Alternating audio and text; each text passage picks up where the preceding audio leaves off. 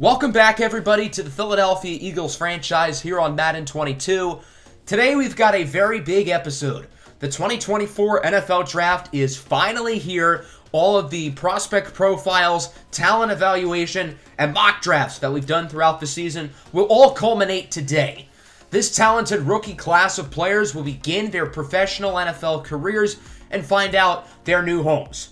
Of course, the Los Angeles Rams had the number 1 overall pick. They have not had a first rounder since 2016. That was 8 years ago when they selected quarterback Jared Goff. They are expected to go quarterback again here, with Westlake's Greg Waters-Key being the favorite for much of the year to go number 1 overall. However, with Coastal Carolina's Nico Cabanera climbing up the board, it's no sure thing what the Rams are going to do.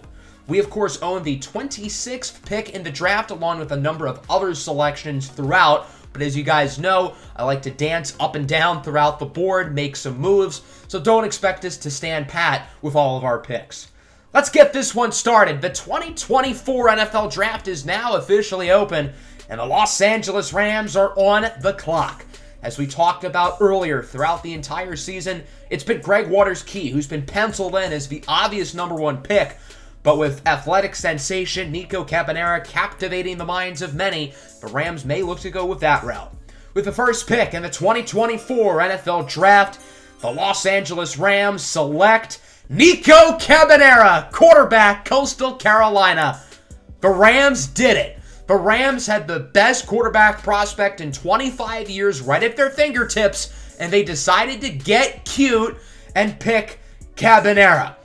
This is going to go down as one of the biggest mistakes in NFL draft history. Cabanera is a 66 overall with normal development. He cannot throw 20 yards downfield with poor throw power and very bad deep accuracy. Yes, he's fast. Yes, he's explosive, but this is a massive mistake. And now the Miami Dolphins are licking their chops. They did not expect Greg Waters-Key to be on the board for them, and they're going to take advantage. Greg Waters-Key out of Westlake is the 2nd overall pick.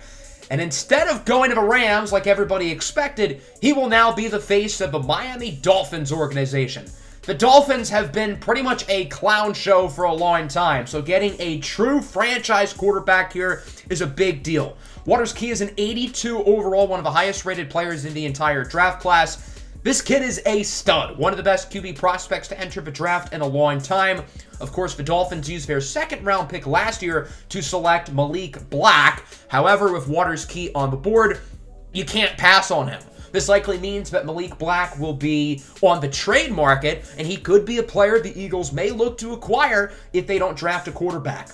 The Raiders are now up here at 3. They will get their choice of all the non-quarterbacks here in this draft class. And with this selection, they are going to look to bolster their defense with the North Carolina pass rusher, Mustafa Yaya. Pretty much all of the teams in this top 5 range are pretty happy that the Rams picked Cabanera because all of the top prospects are going to go a spot later than expected.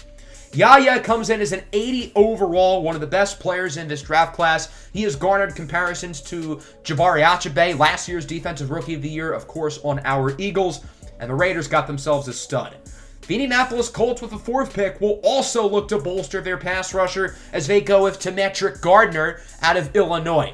Gardner is not the prospect that Mustafa Yawa is, but he's pretty good as well. 74 overall with hidden development. He's a pretty well-rounded player. 82 speed, 89 acceleration, 87 agility. Solid finesse rusher, and although he's a little bit raw, I think he has the upside to definitely improve. The Tennessee Titans are on the board at 5, and they go with the top cornerback in the class, Gogurt Spiffy, out of Texas A&M, who is a beast. 81 overall, and the stat that catches everybody's eye here, 99 catching. When I made the draft class, I must have given him that rating, and when I saw it, I was surprised, because I definitely do not remember giving a corner 99 catching, but we're just going to roll with it. He's going to be a very good player at the next level. The Lions will stick with defense as they select Makai Burgundy, edge rusher from Oklahoma. This is the pick the Lions got last year from the Giants in order for them to move up and get quarterback Anthony Cortez III. I would say that deal ended up being a win-win. The Lions had a really good pass rusher with Burgundy, and obviously the Giants got their franchise quarterback. That'll bring us to the Minnesota Vikings at 7. This looks like a quarterback-needy team, but with the Derek Carr trade, maybe they won't. And they, instead of drafting a QB, will help their QB as they select wide receiver Money Motique out of Alabama, who is an 80 overall. This kid is an athletic specimen. He will join a talented offense featuring Dalvin Cook, Justin Jefferson, and the recently signed Jalen Reagor. Derek Carr certainly has weapons at his disposal, and the Vikings added the best offensive playmaker in the draft. That'll bring us to the Bucs here at 8. They go with guard James Harlow out of Penn State. A surprise pick here. Many people did not expect Harlow to go in the top 10, but the Bucs do have a hole on their offensive line. Rather than replace the 47-year-old Tom Brady, it looks like they're going to try to help out the 47-year-old Tom Brady for one final run. Harlow is not spectacular, but I think he's going to be a solid starter in this league for a decade, and you can't get mad at that with your first rounder. The Green Bay Packers at 9 go with wide receiver Dominic Porter out of Westlake. Last year, the Packers had the 9th pick, and they selected another Westlake wide receiver in Isaiah Thomas III. Thomas ended up winning the Wide Receiver of the Year award for the NFC, so I think it's fair to say that pick worked out. Now they pair him with his former teammate. Dominic Porter is a jack of all trades. He can play inside and on the slot. Good route runner, good hands, pretty good athlete, very well-rounded player. The Cardinals at 10 go with one of the biggest wild cards in the draft, Memphis pass rusher Carleek McAllister. The talent is undoubtedly there with McAllister, who's going to come in as an 80 overall. The question with him, however, is the medical. He is a major injury red flag, which has caused teams to overlook him. However, if he could stay healthy, he's going to be one of the best players in the draft, and the Arizona Cardinals just got themselves a dynamic pass rusher. The Seattle Seahawks are on the board here at 11, but not for long. We have our first trade of the day. The New Orleans Saints will be moving up 14 spots from 25 to 11. The Saints will also give up their 4th rounder in pass rusher Zane Beavers, who was drafted in the 2nd round last year. The Saints have plenty of talent on their defensive line. They don't really need Beavers. A team who does need some defensive line help is the Seattle Seahawks. So I think it's a pretty fair trade. Seattle still gets a 1st-round pick. They get a 22-year-old starter. And as for the Saints, they get to move up. They trade away a guy they don't really need. Clearly, there is a player the New Orleans Saints are certainly eyeing up, and it looks like they're going to get their guy. With the 11th pick, the New Orleans Saints, with the trade, will select offensive tackle Clavon Samba out of Texas A&M. Samba is unspectacular. He's a 71 overall with normal development, so I think at face value, this looks like a pretty bad move for the New Orleans Saints. But again, if he can be a starter for your team for 7 or 8 years, then I don't have a major problem with it, even if his rating isn't the highest. Maybe they shouldn't have moved up for him, but I don't think he's going to be a bust. With the 12th pick, the Washington football team will go with another offensive lineman, Iowa guard Kingsley Gore, who comes in a little bit higher as a 77 overall with hidden development.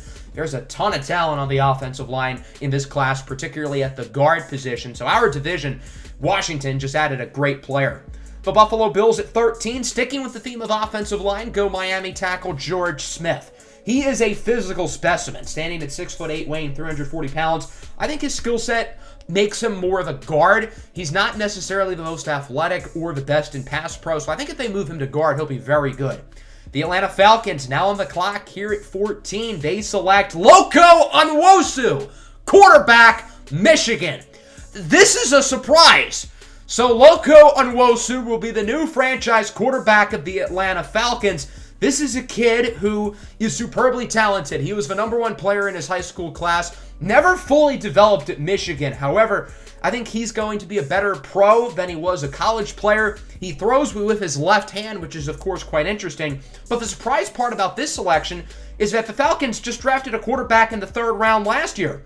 C.C. Vaughn out of UCLA was supposed to be the Falcons starter this season. Vaughn has superstar development and looks like a really good player, but now that the Falcons have drafted Loco Onwosu, this likely means that C.C. Vaughn will also be available for trade. So look out for Atlanta to likely deal C.C. Vaughn somewhere else to a QB-needy team. Maybe the Eagles inquire. The Chargers at 15 will go with some more help for their quarterback as they select Tyrell Tutt, wide receiver from Virginia. Tyrell Tutt was one of the biggest draft risers throughout the season. Much of the year he was seen as a second or third round pick, but he had a great offseason and it finds himself here in the top 15. He's a prototypical slot receiver, probably never going to be great on the outside with his lack of size and physicality, but I think in the slot, join forces with Devontae Adams and Keenan Allen. That's a nice little trio they've got. The New York Jets at 16 go with linebacker Jarek Haig out of Ole Miss. Haig comes in as a 72 overall with hidden development. High character kid who's going to be the quarterback of your defense. And I think adding another leader in that locker room and trying to build a culture and a foundation is definitely going to be important here for the Jets. The Cincinnati Bengals at 17 are going to go offense with running back Charlie Park out of USC. The top running back is off the board, and although the Bengals do have Joe Mixon already, I think Charlie Park here will be used in a variety of ways. He's going to make plays as a running back. I could see him playing in the slot a little bit, and I think the Bengals probably have a plan with how they're going to use him. Otherwise, they probably wouldn't have picked him here. That brings us to the Pittsburgh Steelers at the 18th overall selection. What will they do to look to add to their team?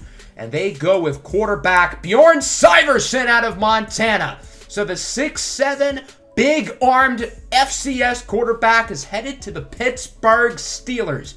Syverson is certainly a player the Eagles were eyeing up. He is really good. 77 overall with hidden development. He has the strongest arm of anybody in this class. He has a beautiful deep ball, throws well under pressure, and has decent enough athleticism. He has 91 excel and 90 agility. However, this is a surprise pick because, again, I thought the Steelers were happy with their quarterback. A couple of years ago, they moved up into the top 10 to select Xander Vanderwaal out of Wisconsin, who's been a pretty good player for them through his first 2 years, but I guess they don't really believe in him, and this likely means that Xander Vanderwaal will also be available for trade. So we have seen a number of surprise quarterbacks go off the board here in this draft.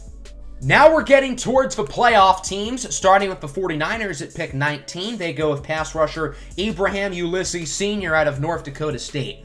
Ulysses is only a 72 overall with normal development. Nothing spectacular, but I think he's a high floor player who's going to be able to be a contributor on that San Francisco defensive line. Even if he never turns into a star, I think he's going to be pretty solid for a long time. The Panthers at 20 go with offensive guard Frankie Bernard Swinton out of Missouri. He is a stud. 79 overall with hidden development. Carolina is clearly committed to building around their new quarterback, Jalen Hurts, and give him one of the best prospects overall in this year's draft class. That brings us to the Detroit Lions at 21, their second first-round pick of the day. The Lions, of course, were massive overachievers last year, getting the 2 seed as they select Bam Jackson out of LSU. Bam Jackson reminds me a lot of another former LSU pass rusher who went in this range, K'Lavon Chaisson. Both players were built physically pretty similarly athletically too, so if the Lions can develop Jackson, I think he could be pretty good. But Broncos at 22 are in an interesting spot. So they kind of need a quarterback with Aaron Rodgers being 40 years old. Callum Jupiter is still on the board, but they could also look to go out and make a trade for one of these quarterbacks who are now available. That's exactly what Denver is going to do. They are going to call up the Atlanta Falcons and make their move. The 22nd pick and the 150th pick are headed to the Falcons for C.C. Vaughn and the 94th pick. I think this is a perfectly fair trade for both sides. You have to keep in mind that C.C. Vaughn was a third-rounder last year, so he's not going to fetch some major return because he didn't play last year. However, I feel like he's too good of a player to not warrant a first-round pick. I know it's a lot to give up for Denver, but they have their franchise quarterback now, and once Aaron Rodgers retires, he's going to be the guy. The Falcons move in and select defensive back Salem Newport out of Notre Dame. He's a beast. 82 overall with hidden development, one of the highest rated players in the entire draft class. So pretty much Atlanta used their third rounder last year on a quarterback in C.C. Vaughn, and they used their last year's third rounder and their this year's third rounder to come in and get a first rounder and get maybe the most talented player in the draft class. That's really impressive by the Atlanta Falcons, who have a talented quarterback now as well in Loco Onwosu. I think Atlanta might be the biggest winners of the draft so far. They are killing it. That brings us to the Rams at 23, their second first-round pick of the day. They got this in the Jalen Ramsey trade with the Baltimore Ravens. Let's see who they will look to add. And it's going to be tight end Corvuskai Ricks out of Northern Illinois. Definitely a player who was heavily on the Eagles' radar, and keep in mind the Eagles are like 3 picks away. Ricks is going to be a 75 overall with hidden development. He doesn't have some freakish athleticism. He does need to improve as a blocker as well, but he's a very reliable player. Has 90 catching right off the bat. Although the Rams have Tyler Higbee, I think Ricks is certainly going to be the heir apparent. The Seattle Seahawks are the only team left in Philadelphia's way. The Seahawks, of course, have back-to-back selections, and they start off with Izemi Ikejugba out of Texas A&M. Ikejugba comes in as a 69 overall with hidden development. He's a raw pass rusher, but has a lot of upside with 88 speed. So the Seahawks have certainly improved their defensive line today with Ikejugba and trading for Zane Beavers from the Saints. With their second first-rounder, also from the Saints, they're going to stick with the trenches, going with offensive tackle Matthew Steele out of Washington State. The local kid will stick in Seattle. He is a 73 with hidden development, somebody who I think he can be a starter right away and also has a lot of upside. I think the Seahawks have had a pretty strong draft as well, as that brings us to the Philadelphia Eagles here at pick 26. The Eagles did not trade up this year, unlike last year, and it looks like they are probably going to stand pat. Quarterback Callum Jupiter is still available. The Eagles very well could select him to be their franchise guy. There are a number of other very talented players as well. If the Eagles aren't really feeling Jupiter, particularly on the defensive side of the ball, with guys like David Agdabango and Edmond Orient, plenty of offensive linemen as well. Demarion Drummond and Emmanuel Escavera headline the O-linemen available. The Eagles are also getting some trade offers as well. Trading down would not be a bad idea, as you have to keep in mind the Eagles do not have a third-round pick. They're getting a couple offers from the Bills and the Titans, but neither of those offers really intrigue me. We're going to stay on the clock with the 26th pick. So now that poses the question, who are the Eagles going to pick? Quarterback Callum Jupiter is right there for the taking, but maybe the Eagles would rather go with a different position rather than quarterback. With the 26th pick in the 2024 NFL Draft, the Philadelphia Eagles select Wait, no, this is not what the draft card says. The draft card actually says the Eagles will be selecting defensive back Edmond Orient out of Ole Miss. Okay, I don't think a lot of people were expecting this pick, but let me explain myself. So Orient is going to come in with a hidden development. I think he's a really good player. Even though he doesn't fit a major need, we're already pretty good at safety. I am super intrigued by Orient's upside, and I think he, with some development, could become one of the best free safeties in the league. This is a kid with incredible ball skills. He knows how to track the football and make plays. Orient had a phenomenal start to his college career, being a true freshman starter for Ole Miss. And as a freshman and sophomore, he was unbelievable. It looked like he'd be a top 10 to 15 pick in this draft class. However, he tore his ACL pretty early into this season. Although all of his medical tests have come back clean, there are still some question marks about his overall durability. He's had numerous right knee injuries in high school, and that ACL tear to start his junior season is certainly a little bit worrying. Orient was able to complete all of the combine tests. He looked pretty good, but I think it might take a little bit of time for him to get back into the full swing of fast-paced football, so I'm not sure how often he's going to play early on, which is fine because the Eagles do have Deshaun Elliott and Joko Nwosu. However, with the loss of Terrell Burgess, I think they really wanted another defensive playmaker in the secondary, and that's why they go with Orient. That brings us to the Las Vegas Raiders now at 27, and sure enough, Callum Jupiter is off the board.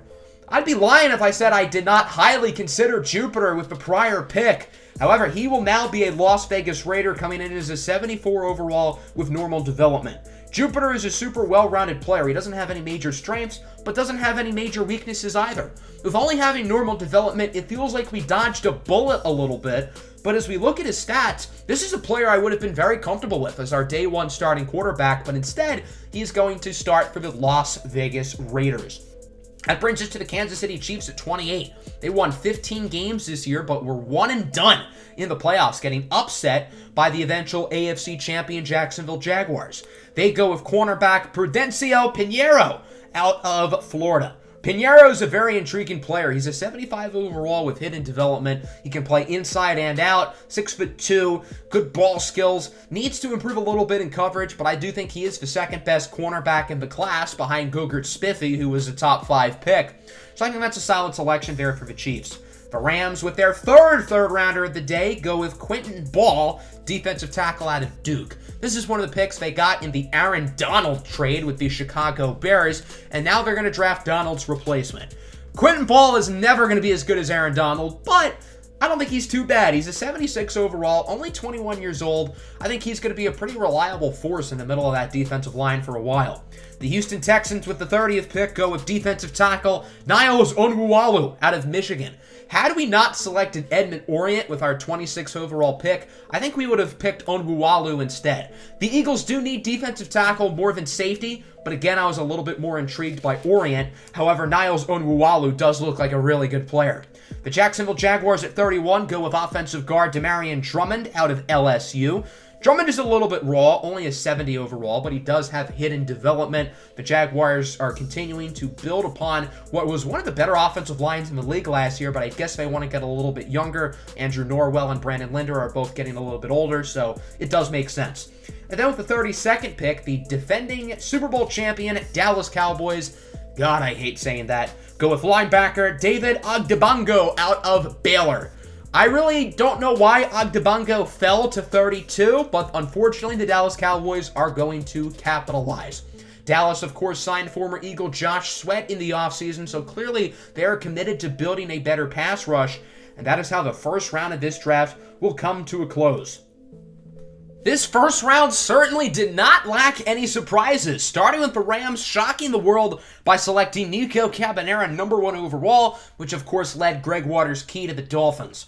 The Falcons and Steelers also selecting quarterbacks certainly was a major surprise, leading to CeCe Vaughn being traded to Denver, and Xander Vanderwaal likely on the move possibly soon as well. The Eagles stood pat. Rather than going with quarterback Callum Jupiter, they opted for safety Edmond Orient, who is officially a 75 overall. Now we go to the second round, starting with the Los Angeles Rams, their 4th pick of the day. Now that we're not in the first round, we're not going to go over every pick in depth, mainly just the notable ones, any former Westlake players, or any Eagles picks. But before we start the second round, it's time for a trade. The Lane Johnson era in Philadelphia is unfortunately coming to a close. Lane Johnson was picked in the top 5 back in 2013 and has been everything the Eagles hoped for. He's been a key leader, a key cog, and a great player. However, with the Jedrick Wills signing, the Eagles don't really need him. Lane Johnson has contemplated retirement for multiple seasons now, and I think a divorce here would make sense. His request was to play with his former teammate Jalen Hurts, and we are going to honor his request. Lane Johnson and a 7th round pick will go to the Panthers for a 3rd round pick. Maybe that's a little bit much for us to take in, but Lane Johnson is still an 87 overall, and clearly the Panthers are valuing talented offensive linemen. So already a big trade here on day 2, and we haven't even seen a draft pick yet. The Rams go with corner Shock Sanders out of Penn State. These are all of like the fringe first rounders who could have gone on round 1. Nasir Kadir as well to the Miami Dolphins. The Raiders go with tackle Emmanuel Escavera. All pretty good picks so far. These are all guys we liked. Levante Shelvin to the Colts, getting another weapon for Malachi Madison. John Tate Whitaker to the Titans. It looks like they want to add some more explosiveness in their backfield with Derrick Henry. And the Giants, with their first pick of the day, go cornerback Joshua Stanley II out of Illinois, who has hidden development. A nice pick here by one of our division rivals, and of course the son of former Charger great Joshua Stanley, all the way back in our Madden 18 series back when I probably only had a few hundred subscribers. That brings us to the Vikings. They go with running back Chevelle Armonadou out of Jackson State. So just like the Titans, the Vikings already have a great running back, but it looks like they want to get younger and add another one. The Bucs add another wide receiver with Trey Judah out of Notre Dame, another player I thought about with our first round pick. Josiah Brown, linebacker, Illinois, to the Packers. The Cardinals go with Shane Wertz out of Texas. He ended up being a 77 overall. Great pick. Deshaun Brown to the Seahawks, so they add another receiver. The receivers are flying off the board as Marion Sanders-Craig out of Alabama goes to the Washington football team. Denzel DeWart, a big late riser corner, goes to the Bills. Defensive tackle Nick Fitzgerald out of Oregon is an Atlanta Falcon. Treshaun Ridley out of UCLA to the Chargers. Ton of talented players going off the board here. There's D'Angelo Hawkins to the Jets. And the Bengals go with safety Oka Polamalu. This is a very interesting pick, of course related to Troy Polamalu. Fitting that he was selected one pick before the Pittsburgh Steelers could get their hands on him.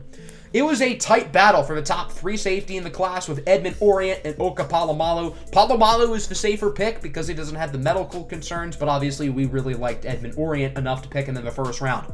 Wide receiver Donnell Fontaine to the Steelers. The Niners get pass rusher Josh Pham. He was supposed to go in the first round, I think, so that's pretty good value for San Francisco, making some big additions to their front 7. The Panthers go with cornerback James Abdullaye out of UCLA. The Eagles are about 5 or 6 picks away, but not for long, as they're going to call the Buffalo Bills and make a trade. However, the Eagles will not be using their second rounder in this deal. They will also not be using the third rounder they just got from the Panthers. So they are going to send a 4th rounder and a 5th rounder, along with linebacker Henry Ray, who was signed as an undrafted free agent a couple years ago. Ray, of course, has superstar development. That's why he is probably the biggest piece in this trade going to the Bills. We have a ton of talent at linebacker. I don't think we really need Ray, and I think his career would be better off in Buffalo, where he gets a chance to play this season. The Bills have a high track record of developing talented linebackers.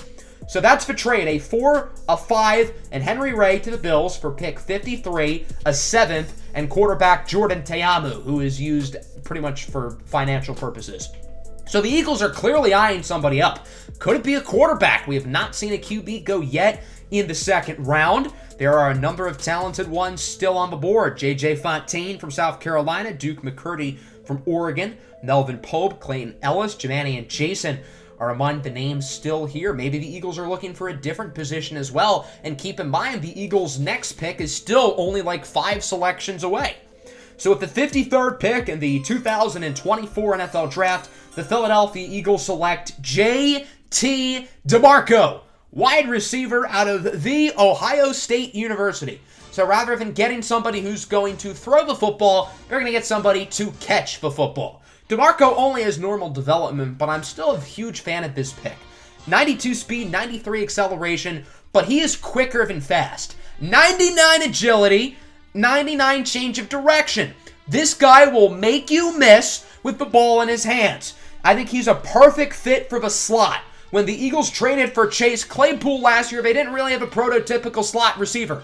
Now they do. With Devontae Smith and Tykeem Keon on the outside, they get to stay where they are best, and now the Eagles have an actual slot receiver playing the slot. When Devontae Smith and Tykeem Keon were both injured, the Eagles didn't really have somebody at the wide receiver position to step up.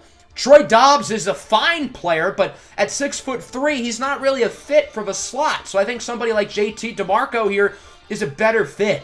He had a great season this year for the Buckeyes, one of the most explosive playmakers, not just in the Big Ten, but the entire country. Although he got a lot of his snaps on the outside, I think he'll be just fine in the slot. He has pretty solid hands, great spec catch, and he's a decent enough route runner. Again, it sucks that he only has normal development, but I think this is a great pick for us, adding a really talented weapon here to the offense. And we're going to add a lot of explosiveness with the addition of J.T. Demarco, somebody who's going to play a lot as a rookie. So that brings up the Denver Broncos at the 22nd pick of the round, their first selection of the day. And again, keep in mind, the Eagles are almost up. Denver goes with defensive tackle David Young out of Clemson. The Ravens get Vartarius Rock-Hard Stallion, linebacker from Liberty. I really like this kid. Certainly a player the Eagles would have considered maybe a little bit later.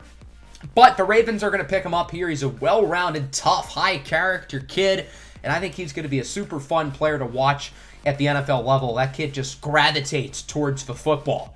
That brings us to the Cleveland Browns with their first pick of the day. They did not have a first-rounder thanks to the Russell Wilson trade they made last offseason as a good defensive tackle, Oday Obey out of UCF. And the Saints with a surprise selection, quarterback Duke McCurdy out of Oregon.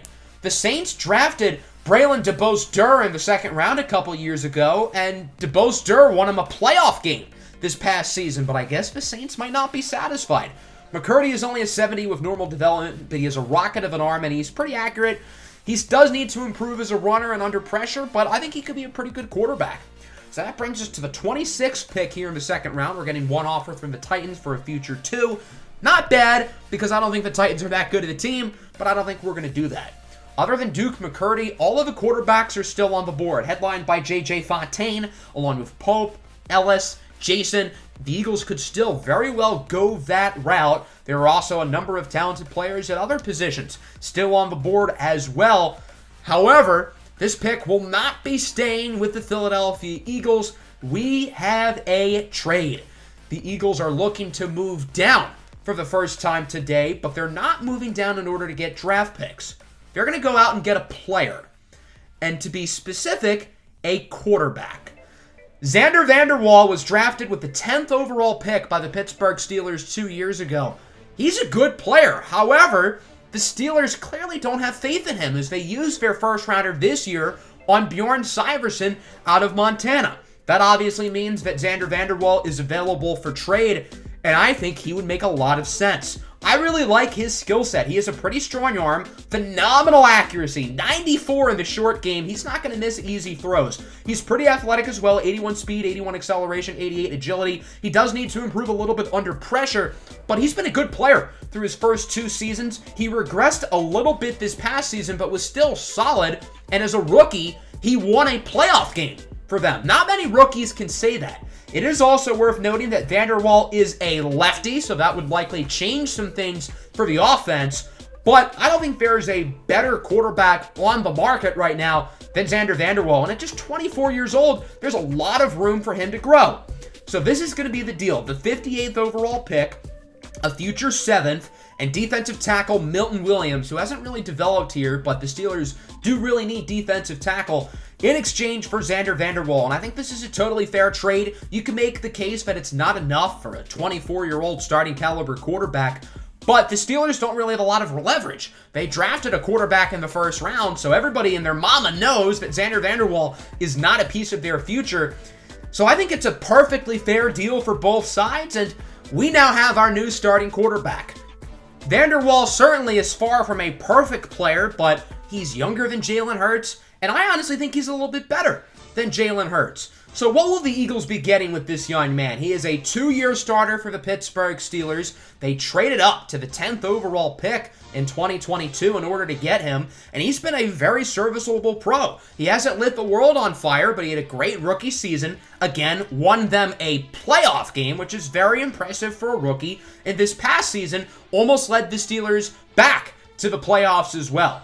Vanderwaal has pretty solid arm strength, 92 throw power, which is one of the higher marks in the league. He's very accurate. He's not going to miss the easy throw, and when he has protection, he's going to complete the pass. In the short game, he is money. He has a pretty good deep ball as well, 86 deep accuracy to go with his 92 throw power. And the fact that he is one of the better offensive lines in the league behind him with the Eagles is a big deal. In Pittsburgh, he had one of the worst offensive line. So I think this is already a better situation for him. Not only a team who has a better offensive line, but a team who clearly believes in him, because I don't think the Steelers truly ever really embraced him as their franchise quarterback. Under pressure is really where he struggles. He needs to improve as an improviser, and when he's under pressure, he makes a lot of mistakes. He threw 15 interceptions this season, which was among the tops in the league, but I think if he can clean that up, and again, he should be able to with a better offensive line, there's no reason why this kid can't be successful and a franchise quarterback.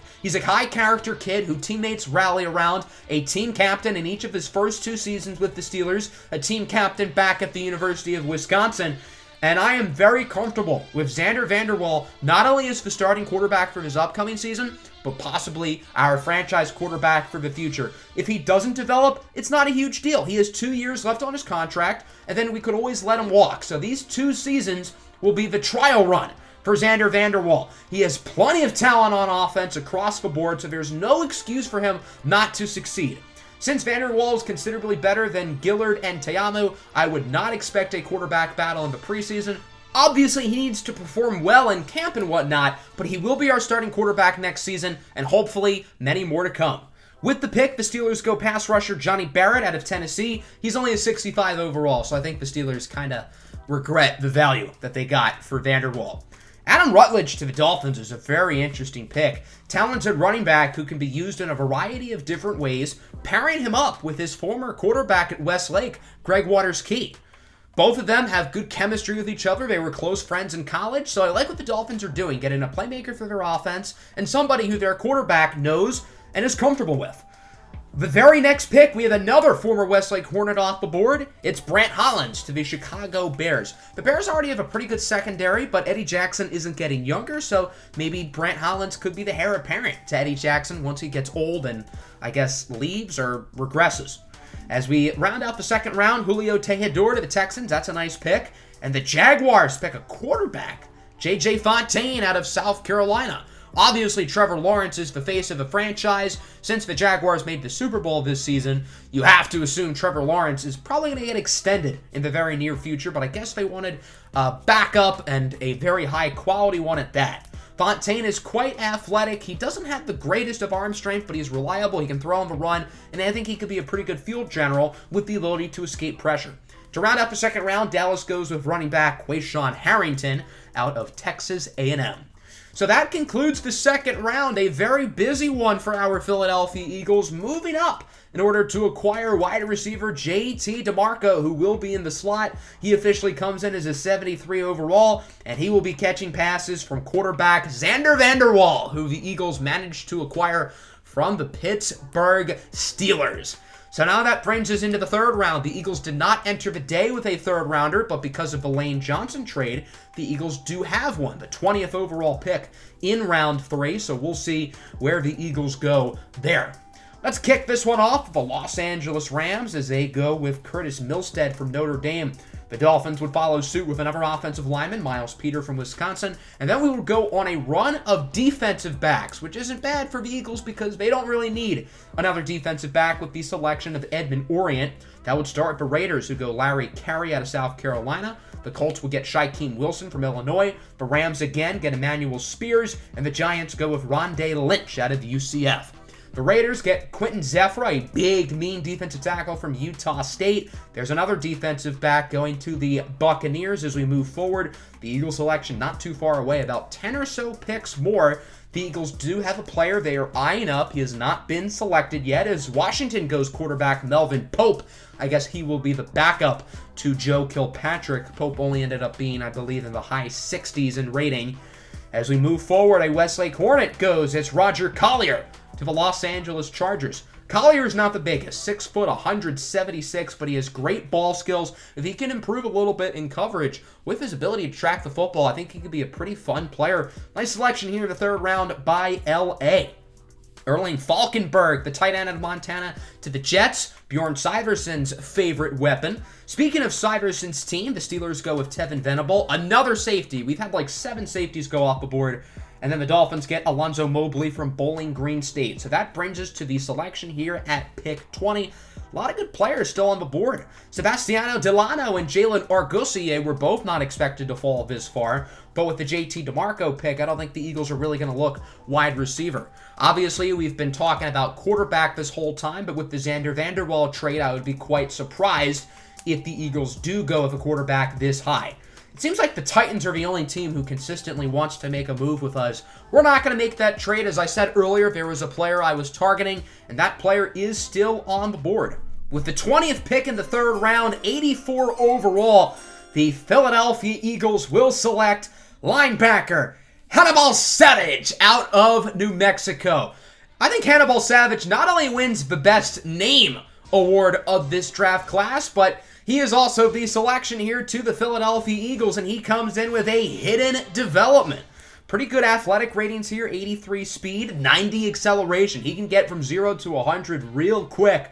This is a jack-of-all-trades type of linebacker. I like my linebackers to be good at everything and very versatile. This is somebody who can get after a quarterback, make plays in the run game, make plays in coverage, and Hannibal Savage can do all of that. The Eagles are already loaded at linebacker with the recently signed Isaiah Simmons, Bobby Wagner, Josh Uche, and Winston Johnson. So because of that, I don't think Hannibal Savage will likely have a major role here in year one, but with Bobby Wagner getting a little bit older, maybe Hannibal Savage will probably be able to see a lot more playing time in his second season. So this year will be used likely as a season of development with rotational snaps here and there, and I could see him as a starter next year. I think that's a really good pick here, very strong value, and Hannibal Savage is going to be a Philadelphia Eagle. Another very good linebacker off the board, it's Jake Boss to the Lions, who's a 73 with hidden. Spoiler alert, that ends up being higher than Hannibal Savage's rating, which you'll see in a little bit. So, very good pick here by Detroit. As we round out the third round, another weapon here for the Denver offense in Jermaine Patrick, the first tight end to go off the board since round one. The Ravens get TJ Bennett out of Boise State. The Browns go with Meredith Benedict out of Auburn. That's a pretty fun name. And then the Saints go with a Westlake player. It's James Jackson. The Saints, again, don't really need pass rushers, but I guess Cameron Jordan is getting a little bit older. James Jackson is a little bit raw, but he was very good as a run stopper for the Hornets and has all the athletic tools to be a great pass rusher at the next level. Horacio Rattler goes to the Pittsburgh Steelers. New England goes Amir Shabubu, another running back. It's not like they have like 7. Clayton Ellis, quarterback to the Chiefs. The Bears go wide receiver Wade Garraway. Ryu Sun-Ho to the Denver Broncos. And then as we round out the third round, Joseph Phillips to the Jaguars. And there is Sebastiano Delano to the Dallas Cowboys. Dallas has had an awesome draft, unfortunately. They have found a way to make their team better here in this offseason. So that concludes the third round. The Eagles stay put. They add a talented linebacker in New Mexico's Hannibal Savage. Savage, of course, with hidden development, will come in as a 68 overall. I ended up changing his appearance as well. His face is slightly different. He had the exact same appearance as JT Demarco, our second round pick, so I figured it was a little bit repetitive. So his face is now slightly different. Now as we move to day 3, the draft becomes a little bit more of a crapshoot. There are still some very talented players still on the board, and the Eagles do have a number of selections here in day 3, so hopefully we can add some solid depth pieces and get some more talent. We do not pick again until the late 5th round, so because of that, we're going to try to get through round 4 here pretty quickly. The first notable pick in the 4th round would be with the Las Vegas Raiders, who have had a pretty strong draft so far. They would pick a former Westlake Hornet in tight end Matt Canary. Canary is an interesting story coming from the JUCO route. Was pretty solid in his career at Westlake, and now will be catching passes from Callum Jupiter and the Las Vegas Raiders. The Raiders have been a mess throughout this entire series. They've lost a ton of good players, but I think they've drafted quite well, particularly today. And I think the future is bright in Las Vegas. They seem to have a good thing going under recently acquired head coach Dabo Swinney. The Indianapolis Colts go with Colin Rasmussen out of Michigan, one of the biggest wild cards in this entire draft. Rasmussen on the field is a stud. He's a 77 overall with hidden development, easily a first-round talent. However, coaches have described him as a diva and a prima donna. He's played for 3 different schools in his 4-year collegiate career and dominated at all 3 places, but major character red flags with him. A lot of defensive linemen going. There's Epke Agundeje to the Giants. Charles Bassey, who apparently has no face, to Minnesota. Jalen Argosi out of Mississippi State is finally off the board to the Bucs. They got a steal. Their wide receiver core is loaded. And the Cardinals go offensive tackle Tyler Weber, another former Westlake Hornet. Weber is a little bit raw, coming in as a 69 overall, but he does have hidden development. And I think him, along with last year's first rounder, Colt McLaughlin, could be a pretty good tackle duo in the Red Sea. Moving right along here, Jerome Baker to Seattle, to Variante Okafor to Washington. That's a really good pick. He's a very talented player. The Buffalo Bills, who have had a pretty busy draft so far, moving up and down the board, get Jake Carroll out of Auburn. He's a high-motor, gritty wide receiver, somebody you'd let your daughter date. As the Falcons go with cornerback Chris Johnson out of Westlake. Not quite as fast as his namesake, but 93 speed is no slouch. Along with 75 catching as well. I think he's going to be a pretty fun player, joining forces with former Westlake cornerback Justin Graves, along with A.J. Terrell. The Falcons have continued to kill it today. They are having a phenomenal draft, in my opinion, as we move forward. A lot of linemen getting selected here. Linebacker to the Raiders, and then the Panthers with a steal, in my opinion, with Joe Von Klechtenstein out of Oklahoma State. So today the Panthers have added Frankie Bernard-Switten, Lane Johnson, and now Joe Von Klechtenstein, who is hidden dev, to their offensive line. clearly they are focused and committed on protecting Jalen Hurts, and they're doing a damn good job of that. Moving forward now, the pick the Eagles were originally supposed to have in the 4th round belongs to Jacksonville in a trade they made a while back. They end up going with Randall Frazier, a tight end. Jamani and Jason to the Bills, a highly athletic developmental quarterback. I guess he'll be behind Josh Allen for a little bit. AJ Finley to the Jaguars corner. That's a really good value pick. As that concludes round 4, the Eagles did not enter the round with any picks. They do not make a move to go up and get one. So no Eagles selections here in the 4th round as we now move to round 5. At this stage of the draft, again, it continues to be more of a crapshoot. Some very good players. There's a 73 overall. Safety John Bradford to Detroit. But it's hard to find talent here at this stage of a draft, and the Eagles have done a good job of that. Winston Johnson was the first player in the 5th round a couple of years ago, and that obviously worked out quite well for Philadelphia. The Eagles had the 26th pick, their own selection, here in the 5th round, and I think since they only have 2 day 3 selections, their 5th rounder and their 6th rounder, they're likely not going to try to make a big move, and I would imagine probably keep that pick and select somebody. So far, no super notable picks up to this point. Again, a lot of these 5th rounders are not overly exciting. Bucks go with a quarterback, Bill Blair. Maybe they want to develop him to be the Tom Brady replacement as the Packers get Westlake defensive tackle Deshaun Yates. Yates is a little bit raw, but he's super athletic and has a lot of upside as he comes in with hidden development. The Packers have drafted a number of Westlake players in this series, and it's really paid off for them. They've done a good job of finding talent here in the late rounds. Moving forward, Finnegan DePaul, that's one of my favorite names, linebacker to the Washington football team. Brendan Boone out of Rutgers is finally off the board. He was supposed to be like an early 2nd round pick, ends up going here in round 5 to the Buffalo Bills. Moving forward now, the Eagles are about 10 picks away. They're getting pretty close to their selection as the Steelers go with the other Westlake defensive tackle, Leonard King. King was a little bit more productive in college than Deshaun Yates, who went about 10 picks earlier. But King only has normal dev, but he's also only 21 years old, so I think he could be a pretty solid player here for the Steelers, pairing him up with Javon Hargrave and the recently acquired Milton Williams. Jake Groh, another lefty quarterback to the Lions. We've seen a number of lefty quarterbacks get drafted or traded today in the case of Xander Vanderwaal. Only 2 picks away, the Browns pick quarterback Latrell Sims, and the Saints get Micah Lemon, a linebacker.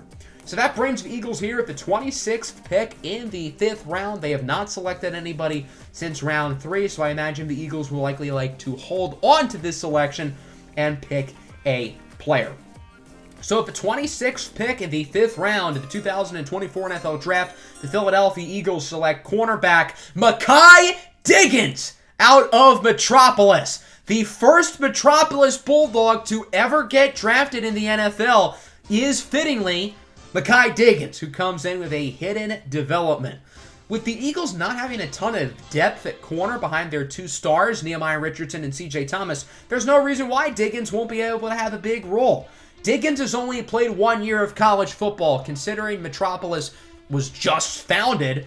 Diggins was the leader of this team. He was the highest rated player on this team and arguably the best overall player. Diggins was very productive at corner, and he also played running back. He was a 2-way player for Metropolis. I don't really think he's going to play offense at the next level. I just don't think he's explosive enough.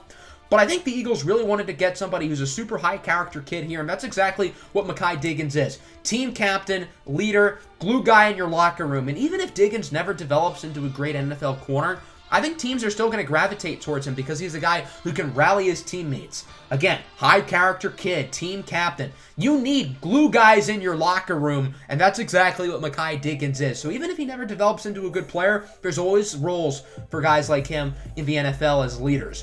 It's also pretty cool to say that we drafted the first Metropolis player in history. The other 4 Metropolis players in this draft class are wide receiver Reggie King, tight end O'Shane Yakabuti, defensive end Eric Boyd, and linebacker Boob McAllister, all of whom are projected to be undrafted as of now. So that concludes the 5th round. The Eagles entered this round with the 26th pick, and they left it with the 26th pick, going with Makai Diggins, the Metropolis Bulldog 2-way star who has hidden development, and he's going to come in as a 69 nice overall. So he ends up being pretty good for the 5th round and could compete for some snaps pretty early on in his NFL career. I don't know if he's ever going to be a starter on the outside, considering the Eagles have two of the best corners in the league. But again, there's going to be a role for him at the next level, and I'm excited to have him on the team. The Eagles only have one more pick today, the 26th pick here in round 6. And as we get to the final 2 rounds of the draft, this is where it gets really hard to find good players. You do not have high success rate in the 6th or 7th round, but hey, in Season 1, the Eagles drafted Zebediah Phoenix with their 7th round pick, and he's turned into one of the best kickers in the NFL. So far, no super notable picks. Most of the Westlake players are off the board, and the Metropolis players, again, are all pretty much projected to go undrafted, so I'd be surprised if they go this high. Louis Bethel is a steal here to the Buccaneers. They've drafted 3 really good receivers today with Bethel, Jalen Argosier, and Trey Judah, all 3 of whom have hidden development. Not to mention their receiving core is pretty good as is, so shout out to the Tampa Bay Buccaneers, continuing to find late-round talent as they've done for many, many years now. The Eagles selection is pretty close, only about 6 or so picks away. A player named DeAndre Jordan was just picked by the Niners, not to be mistaken with the former basketball player. And would you look at that? Jack Brady, quarterback out of Michigan, goes right in front of the Philadelphia Eagles. So Tom's son is going to be a New Orleans Saint. So as we get to the 26th pick here in the 6th round, the final selection here of the day for the Eagles, unless they were to make a trade, the Titans offers a future 6th. Sorry, Titans, I'm not open for business. I know you guys have been calling us all day, but it's not going to happen. We're going to stay with this pick and draft a player. With the 26th pick in the 6th round of the 2024 NFL Draft, the Philadelphia Eagles select Donovan Krauss, quarterback out of Georgia Tech. So Donovan Krauss, the athletic specimen, is going to be an Eagle. He's a very similar player to Nico Cabanera. The only difference is Krauss was picked in the 6th round. Cabanera was picked number 1 overall. See, Rams, this is how you use your value. So Krauss is only a normal development, but I do really like him. He's a little bit undersized at 6 foot 220, but he's a fun player. He comes from the option offense at Georgia Tech, so he was not in an NFL-style offense in college, but I do still think he could be pretty intriguing. He doesn't have the most arm talent with only 82 throw power, so I don't know if he's going to stick at quarterback in the NFL, but he's too explosive as an athlete to not get selected. He has 89 speed among other talented athletic ratings, and I think he could play running back or wide receiver at the next level. So maybe we try to develop him as a quarterback. If Xander Vanderwaal doesn't work, maybe we give him some snaps, but I'm intrigued with him at running back. I'm intrigued with him at wide receiver. I think he can play a ton of different positions, and his versatility is the reason why we selected him here. Not because he's a quarterback, but because he can do so many different things, and yes, he does happen to throw the ball. So I think that's a pretty fun selection there. I hope we can develop into a pretty good player, even if it won't be at the quarterback position.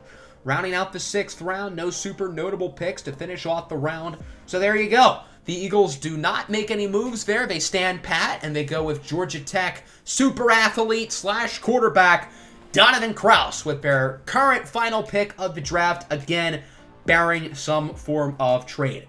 Krauss is going to come in as a 66 overall at quarterback, but I could see him being higher rated at running back and wide receiver and expect him to get snaps all around the offense this year. I think he's going to be a really fun player.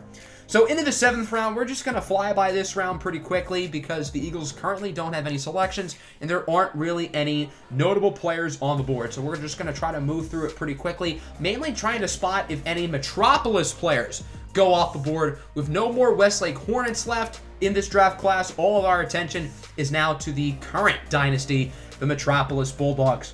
We're about halfway through the round. So far, nothing super notable. And as we get towards the final selections, the 4 Metropolis players are still on the board, but not for long. The Rams go with tight end O'Shane Yakabuti, who comes in as a 68 overall with hidden development.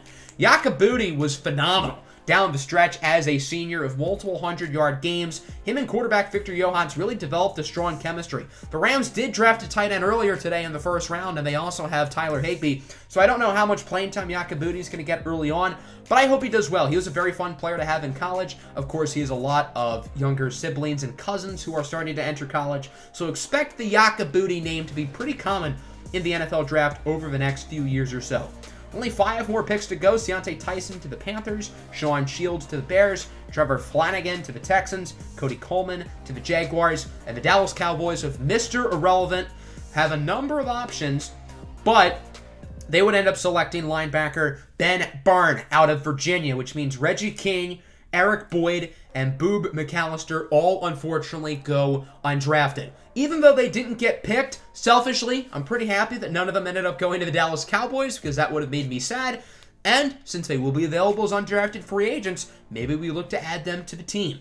So that concludes the 7th round of the draft. No selections here for the Eagles. The only Metropolis player to go off the board ends up being tight end O'Shane Yakabuti, who joins the Los Angeles Rams, who had a very busy draft for good reasons and bad, most notably selecting quarterback Nico Cabanera, number 1 overall, and obviously that backfired quite a bit. So before we end today's episode, I do want to take a look at the full ratings of the 5 players we ended up selecting because we can't see that until after the draft. We know everybody's overall ratings, but I do want to show you guys everybody's attributes in full. So here's Edmond Orient, our first round pick. He's going to wear 29. JT Demarco will wear number 13 coming out of the slot. Again, keep an eye on that 99 agility and 99 change of direction.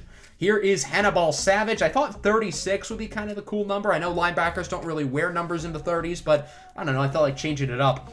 Makai Diggins will wear number 21. He only has 58 man coverage, but 77 catching, and he probably could play running back if he wanted to, along with Donovan Krauss, who has some very intriguing stats. 86 acceleration, 88 agility, 92 speed. He can fly.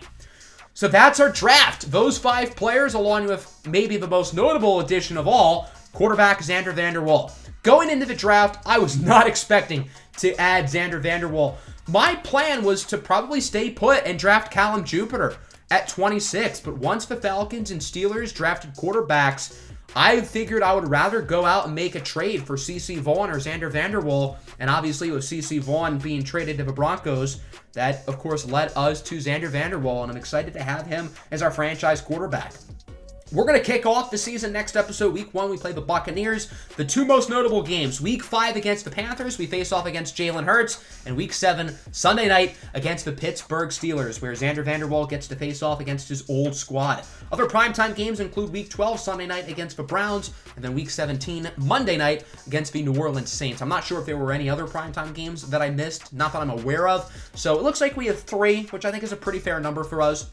So that's going to conclude today's episode. I hope you guys all enjoyed a very exciting draft in the books. As you guys know, this episode always takes a lot of work and effort for me to put together, so I would really appreciate if you could hit the like button and subscribe if you're new. Next episode, we will kick off season number 4, and we will kick off the Xander Vanderwaal era in our Philadelphia Eagles franchise. Peace out.